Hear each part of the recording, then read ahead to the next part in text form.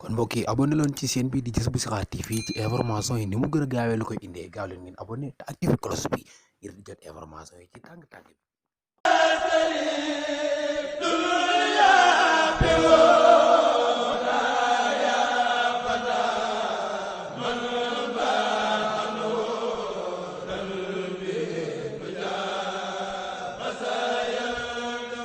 لم يمن كالكليل خير إلهي ولربي قول تقى وسمائي لم يمن كالكليل خير إلهي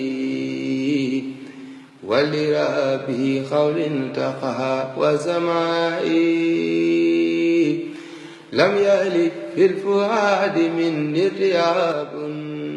abonné leen ci chaîne bi di Jazboul Chikhar TV ci information yi ni mu gën a gaawee la koy indee gaaw leen ngeen abonné te activé cloche bi ngir di jot information yi ci tàng-tàng bi.